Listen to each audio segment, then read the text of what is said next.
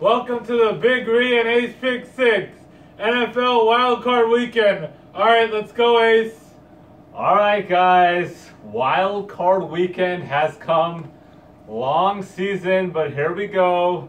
This is going to be a good one, boys. Here we go, boys. Start you guys off. We got the 10-6 Atlanta Falcons at the 11-5 Los Angeles Rams. Rams are a 5.5-point favorite here, boys. Okay, Atlanta. They are 5-3 on the road, so they're not a bad road team here, guys. 6-2 in their last 8 games. Only 2 games out of their 6 losses all season have been by more than 6 points.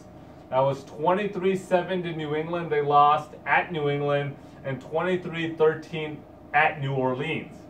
They've only given up more than 23 points twice all season, 31 at Atlanta and 26 at Detroit. Quarterback Matt Ryan. It is no joke here that this guy is having an off year. You know, everybody sees it. I've mentioned it in some of our early casts throughout the season. I feel like a lot of it is because of crappy offensive coordinator Steve Sarkisian. I hope they let him go because I actually like the Falcons, and I was hoping to see them play well again this year. But, you know, Matt Ryan last year, 4,900 yards, 38 TDs, 7 interceptions. This year, 4,000 yards, 20 TDs, 12 interceptions. So his numbers are down across the board. But, you know, Devontae Freeman, he's also looking pretty shaky since he's come back from the concussion. Julio Jones, he's playing well, over 1,400 yards, but he only got 3 TDs, and those are only in 2 games, so he's not getting in the end zone. Then we got the Rams here, 11-5. They're only 4-4 at home. They're actually 7-1 on the road, so they're a better road team. But here's what, you know, it scares me. Yeah, they are 8-3 in their last 11 games, but they have given up over 20 points or over in 8 games. They've given up 30 points or more in 4 games. So their defense is shaky at times. You know, quarterback Jared Goff has been playing well of late. 19 TDs to only 3 interceptions over the last 8 games. But he's had interceptions in 3 out of their last 5 games. So that's kind of scary. Gurley's having an MVP type season. But he will have a tough time against the 9th-ranked Atlanta D. So, yeah, he's playing really well, but he's not going to have a monster game for sure. You know, and then the Rams do have the 28th-ranked rush defense. And so I think that's going to be scary because I think Atlanta, they haven't been playing great this year. Everybody's noticed that. But I think maybe they've been waiting all year for this game. You know, they obviously had that horrible, you know, comeback loss to, you know, New England in the Super Bowl. So they've been waiting all year. I think they're too good of a team. They got too much weapons to lose this game. So I'm taking Atlanta here, plus 5.5 here, easy. I actually like them to win this game. I mean, it's gonna be a good game, but the 5.5 is my lock of the week. Take Atlanta plus 5.5. Game 2. We got the 9-7 Buffalo Bills at the 10-6 Jacksonville Jaguars. Jaguars are a 9-point favorite here.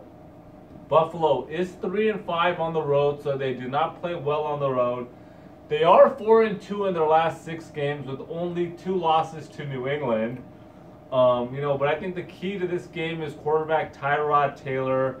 You know, he has 14 TDs on the season throwing, but only 4 interceptions. So he does control the ball. He doesn't, you know, have costly turnovers like, you know, the other quarterback on the other side, Bortles. So that's going to be the key. That he's not. I don't think he's going to turn over the ball here.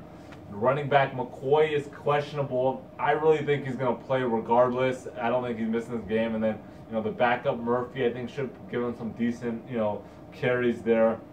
You know, wide receiver Benjamin is limited, so that's going to be tricky because I think he's a big part, and he can be a big part of that offense. And other than that 3-game stretch where, you know, they were, you know, McDermott was benching Tyrod Taylor in favor of Peterman. Other than that 3-game stretch, they've been playing decent ball here. Buffalo. They've not been in the playoffs in a long time, so this is the big drought that they came over. And then we get into Jacksonville, 10-6. They are 6-2 at home. They play really well at home, but they are 3-3 in their last 6 games. And to be honest, their only impressive wins all season were Pittsburgh, Baltimore, and Seattle. 3 impressive wins out of 10. That's not good. They're on a 2-game losing streak. And, they lost 44-33 to San Francisco. They gave up 44 points to San Francisco. 44 points. Everybody's talking about their number 1 ranked pass D and, 21st ranked run D. Everyone thinks it's a lot higher, but no, they're 21st ranked, run D. But that's scary, giving up 44 points to San Francisco. Leonard Fournette has not been looking good as of late, ever since he came back.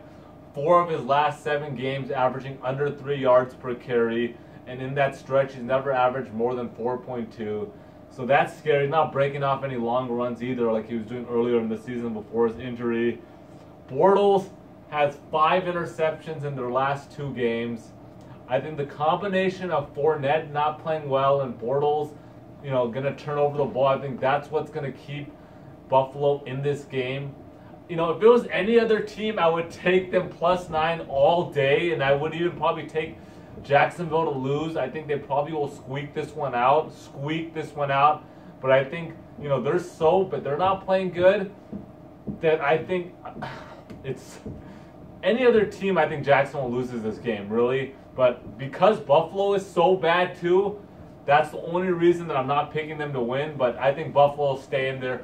Take Buffalo +9. Big Ree, let's go. So we got the first game of the week. We got the Tennessee Titans traveling to Kansas City to take on the Chiefs. The current line is Chiefs -8. Titans wildcard team barely making it down the season. Mariota just not who we expected him to be. Not a good season overall. We got the Chiefs, who had an amazing start, then fell down. It just fell off. Kareem Hunt, who looked like he was going to have an amazing season, took a rookie slump. So we got the Titans, who have 3 road wins. We got versus the Jaguars, which is impressive, versus the Browns, and at the Colts. Mariota, as I said, he's not playing good, and he's really bad on the road. We got the Chiefs, a really good home team, 7-2 at home. Kareem Hunt, obviously he had a great start, then a slump, and now he's picked it up. If you play fantasy, I'm sure you know. He's been picking it up. I think the Chiefs easily win this one and cover the 8.5 and win by double digits. And now we got the last game of the week. We got the Panthers traveling to New Orleans to take on the Saints. The current line is New Orleans -6.5. Both teams finish off the season 11-5. Panthers finishing off with a loss to the Falcons. Saints. This is a pretty even matchup in my opinion. There's going to be a couple of X factors. I think for the Saints, it will be Michael Thomas. For the Panthers, I think it will be running back Christian McCaffrey, who has been disappointing overall throughout his rookie season, just not getting enough carries throughout the season with Jonathan Stewart there. I like the Saints here overall. I think Drew Brees plays really well at home. Cam's going to have a hard time throwing the ball. Saints have a really good pass D. I'm taking the Saints -6.5. All right, peace out, guys. All right, peace out.